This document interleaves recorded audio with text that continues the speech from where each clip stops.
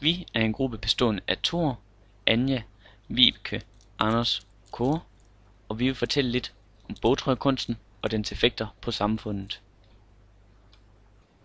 Bogtrykkerkunsten. I middelalderen var bøger meget dyre og derfor meget sjældne.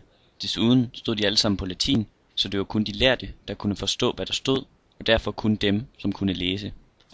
Bøgerne blev kopieret i hånden, hvilket gjorde, at det tog lang tid og var meget dyrt at lave en kopi af en bog. Der var også en vis risiko for, at den person, som kopierede bogen, ændrede på noget af teksten, således at det ikke længere var en nøjagtig kopi.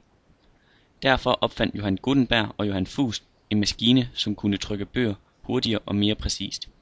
En maskinproduceret bog kostede kun 0,3% af en håndkopieret bog. Maskinen var bygget op på en sådan måde, at der var en række løse bogstaver, som de kunne sætte på i den rækkefølge, som de nu ønskede. Der var dog en lang række problemer med denne teknik, da alle bogstaver ikke var lige store eller brede. M er for eksempel bredere end I.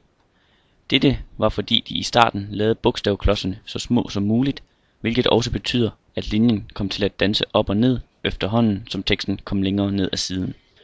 Senere fandt man ud af at lave alle bogstavklodserne lige store, således vil man få en mere lige linje, og det ville være nemmere at læse.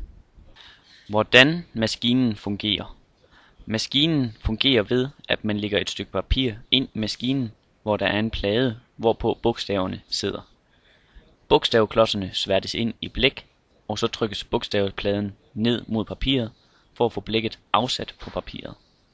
Der bruges en skrue med et meget skarpt gevind, således at der ikke skal bruges så mange omdrejninger for at få presset pladen helt i bund.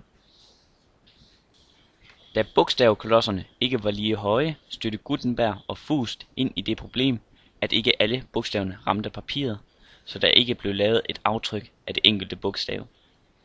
For at løse dette problem blev de nødt til at file alle bogstavklodserne i hånden, fordi det skulle være præcist, da det drejede sig om nogle få hundrededele af en millimeter.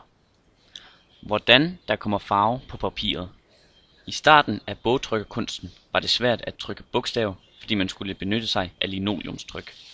Ved brug af denne metode skulle man ridse eller skære motivet ned i trykkepladen, så man fik en spejlvendt udgave af det, man ønskede skulle blive trykt, og der kom forhøjninger de steder, hvor man ønskede, at sværten skulle blive afsat.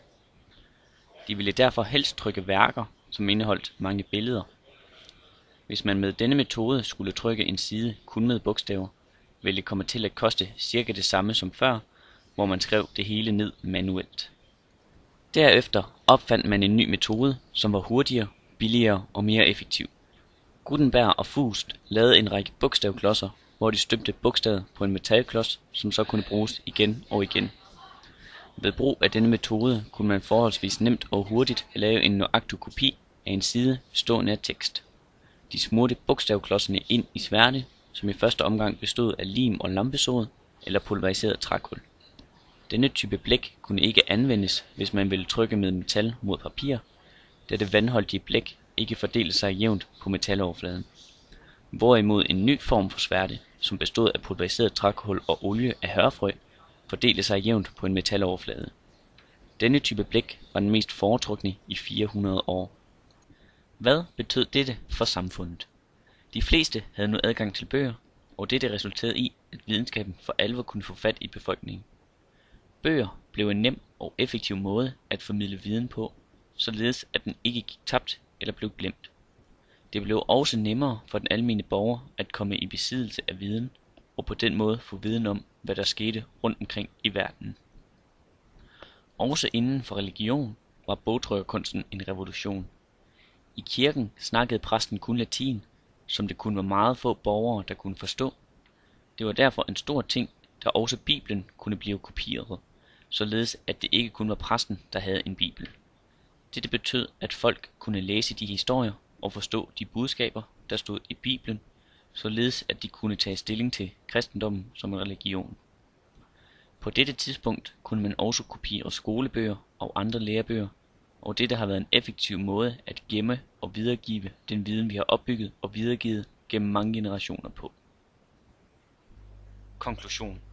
Bogtrykkerkunsten har haft en kæmpe effekt på både datidens og nutidens mennesker, samt gjort nonverbal kommunikation meget lettere. Bogtrykkerkunsten kan findes brugt i utallige maskiner i nutidens samfund, som for eksempel computere, mobiler og diverse hårde hvidevarer, som ikke kunne have kommet i masseproduktion uden bogtrykkerkunsten. Bogtrykkerkunsten er den første masseproduktion, der har fundet sted, da al kopiering før det foregik i hånden. Bogtrykkerkunsten anses som et af verdens 20 største opfindelser gennem tiden.